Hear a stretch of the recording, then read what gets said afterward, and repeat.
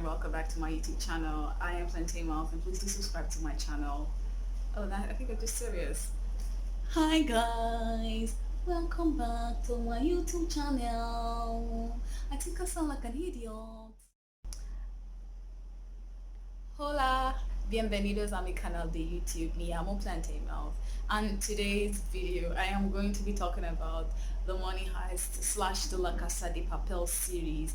Now, before I move on to it, if you've not subscribed to my channel, por favor, suscríbete a mi canal. Please subscribe to my channel for the love of Money Heist. Thank you. Gracias. Now, before I move on to the gist of today, I just have a word or two for y'all. For some of y'all, si no has visto La Casa de Papel, te estás perdiendo. That's just all I gotta say. So the Money Heist series, or the La Casa de Papel series, however you guys call it, is basically about a criminal mastermind known as the Professor, who pulled up the two biggest heists in the world. That is one in the Royal Mint of Spain and one in the Bank of Spain. And to do this, he was able to achieve this, I beg your pardon, successfully, but by recruiting about 8 robbers who had certain abilities and they had nothing to lose, and then it was just like the bomb of the bomb is it consisted of like about 4 seasons, and we're currently waiting for the 5th season. So I'm basically doing this for future reference, like like when season 5 comes out, we're gonna come back to this video and then try to refresh your memory and everything. So summary of like the series, and I'm moving on to the characters. I'm gonna start with the most despised character of them all, like the character that we the fans of La Casa de Papel despised a lot, Arturo Roman. Dear La Casa de Papel, why on earth is this guy still alive? Like, I don't get it. He kept messing up the plans on and on in this series, and it was getting on my nerves. Like, I see Arturo Roman in this series and I was like, I want her. I want to kill you. Because any little thing, Monica, in the governor's office, you're going to see a coat. And then you're going to take it in the coat. You're going to have a phone there. You're going to call the outside police. Tell them taking us as hostages. Tell them. So you already know I'm going to talk about the Professor. He's always his glasses. He was the mastermind behind this heist, and then he was meticulous in every little thing he did. Well, he was socially awkward, super attractive. Wait a second. So we're going to release 20 hostages to the police. Now they'll think we've gotten them, or we're going to surrender. No, because it is part of the plan. So when they come out, when they get released, we're going to attack as a plan B. They will not know what is after them. And then that is when we get ready to hit them back. About Tokyo, who was the narrator, who was the endearing one, who was the one who was always like going haywire, was being so mental. She ruined half of her plans because of her boyfriend she was in love with, Rio, and it was so stupid. It was so annoying. Then we've got Berlin, otherwise known as Andres de Fonoyosa in the movie. Berlin was the jewel thief. He was the one, like, it was, how do I put it? He was a jewel thief, yes, and then he had this terminal disease known as Helm's myopathy. It was also Berlin's, I beg your pardon, it was Professor's brother. So, like, they were related. I think they were half brothers, but yeah, I love Berlin a lot. I think Berlin was my favorite character, or second favorite character. And then there was Nairobi, Alba Flores. Like, Nairobi is every fan's favorite character, and she was an expert in forgery, like in forging, like, the bill, the money, the currency. So that was like her job in printing the billions of euros in the Royal Mint of Spain. Like, she was the boss. She was the boss of them all. And then there's Rio. Rio was basically the hacker of the group. He was the weakest in the group, and then he was the youngest as well. He was the boyfriend of Tokyo, who was the narrator.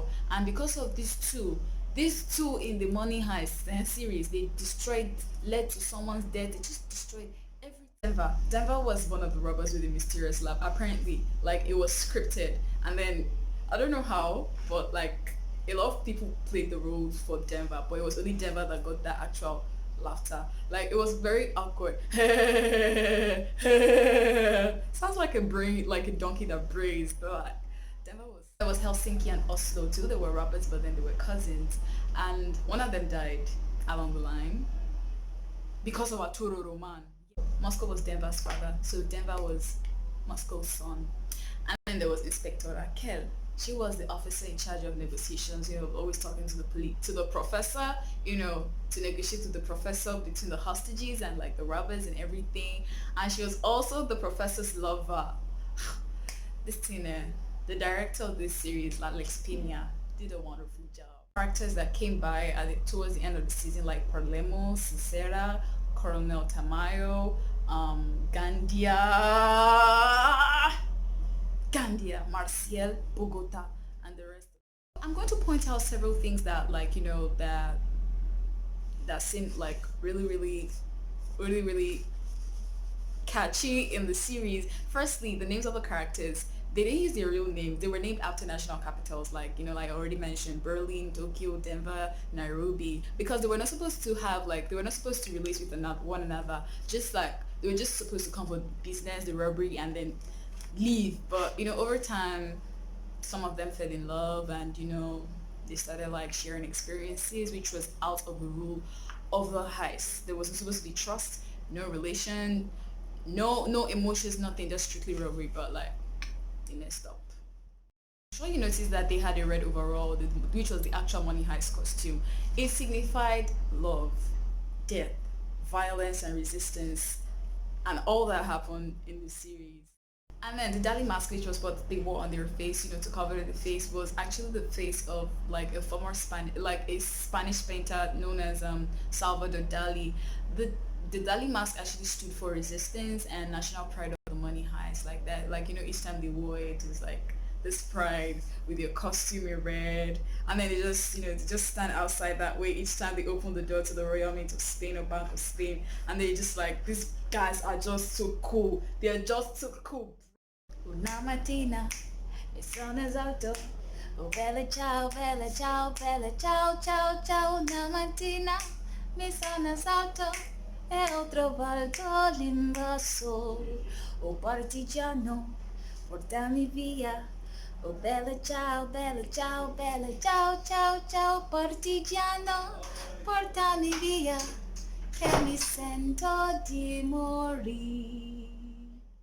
So what I just sang now was Bella Ciao, the song used in the series during happy moments. They usually played it during happy moments, like for example in season 1 when they found the money in the vault, and whenever they witnessed the death of any member of the robbers. When Oslo died, when Berlin died, Nairobi died, I think, and Moscow, they played the song. Now, Bella Ciao was not the theme song. People actually thought it was theme song, but then everybody was like, Bella Ciao, Bella Ciao, Bella Ciao, Ciao, Ciao. The theme song was I'm Going Home or So by Cecilia Crow. And this Bella Ciao means goodbye beautiful. It's an Italian word. It was an anthem of resistance that was used in the world, like more like a protest song. Like in Nigeria, where like we always say like each time it's time for protest, like we know go green, we know go green. So theirs was like Bella Ciao, like fight for freedom. Has paid homage to history, art, philosophy. He paid homage to love. He paid homage to death, violence, blood, shedding, and all. Now, in terms of love, we saw that between Rio and Tokyo. We saw that between Professor himself, Professor that was like that he could control everything. I totally forgot about his own emotions. We saw it between him and Inspector Raquel. Like they fell in love.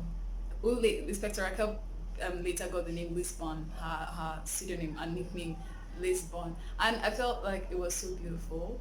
Like it was so beautiful. And then I think there was Nairobi and Helsinki at a point. Yes, there was like a kind of relationship at a point. Now, in terms of death, like the death parts was basically the mistake of the robbers. Like they had a plan and they had rules, but then they broke the rules and the rules led to their death.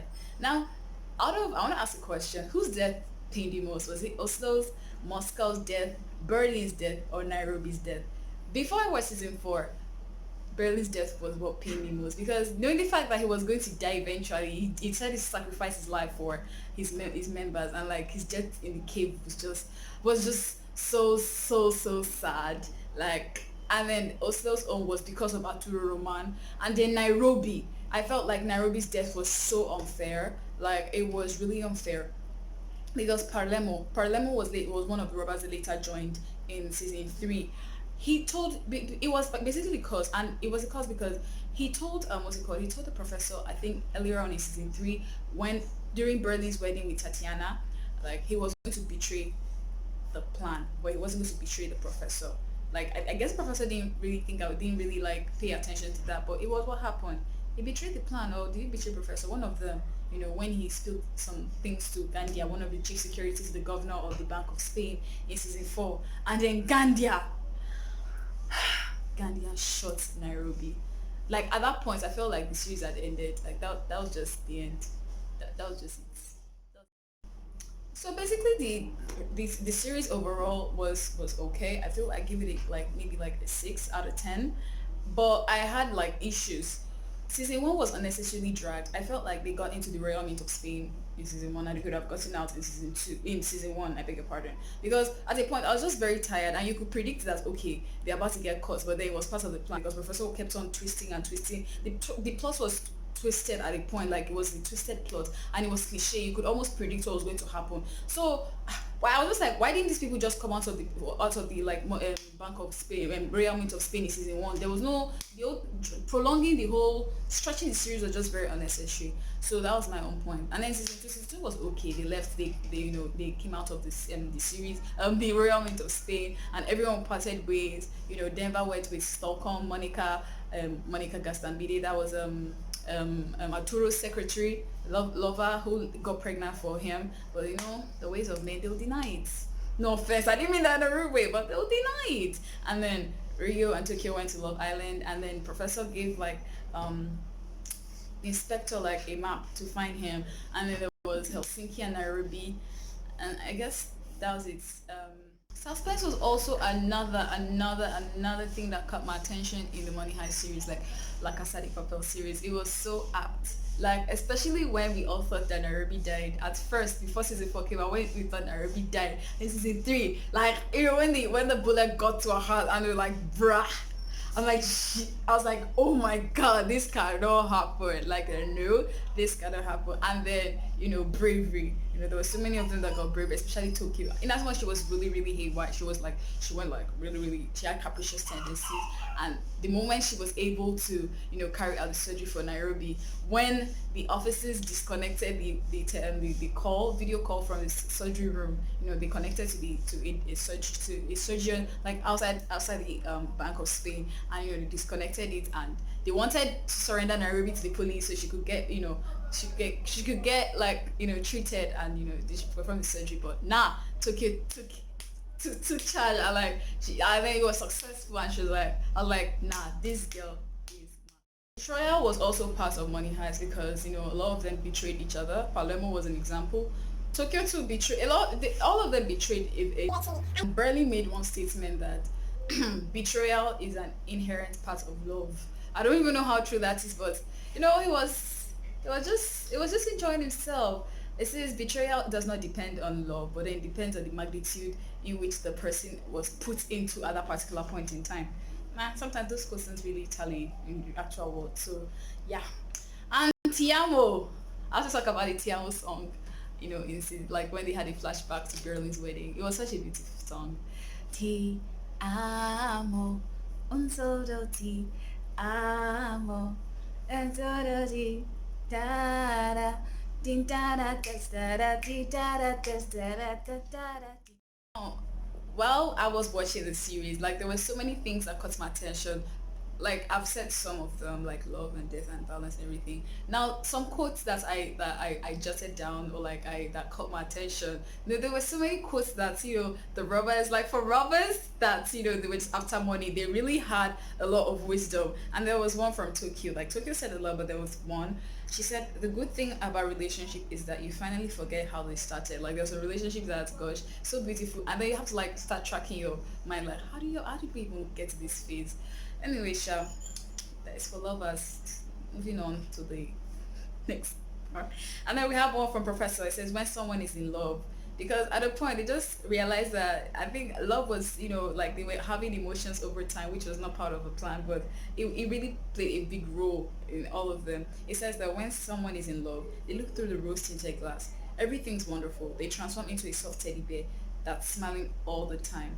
And Berlin, I think Berlin was had the bonus of them all. Like it was into the movie, it was into the series, it was into the role, it was into the lines. It felt every line he was saying. One was, he said, I remember when he says is that love cannot be timed, it has to be lived. It says sometimes distance is the only way to find peace so you can heal your wound. And then Nairobi was like, take fear by the hand and keep living. And then there was one from Inspector Raquel's mother. I said, in the end, love is what makes us see life in another color, which is true. That's why some people, when they're in love like this, oh, their ears, it's like if they implanted, they use bricklayer plaster block in their ear. They don't hear anything. They're in another world entirely. Everything is all rosy. Until boom, everything's scattered. The kingdom fall. The king run away, and then you, the queen, you're just sitting down here like this.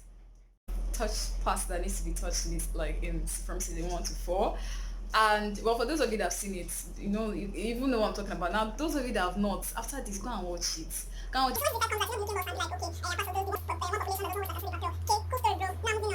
Anyway, we obviously have a lot of questions that Money Heist, like I said, Papel needs to answer in season 5. Firstly, Alisa Sierra. Towards the ending of season 4, when Inspector Sierra found the professor in the warehouse. Now, people are now like saying, a lot of people are now saying that, oh, she's going to join like professor in the plan, just as how Inspector Raquel joined the professor in the plan in season 2.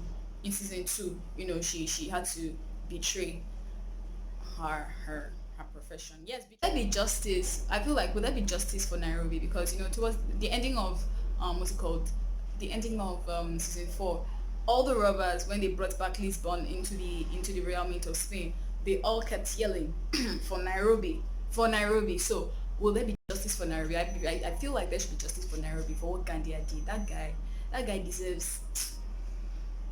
In the first place, why would you see a robber? Why would you see a criminal letting himself free, and then you don't shoot? It could make sense. Damn it.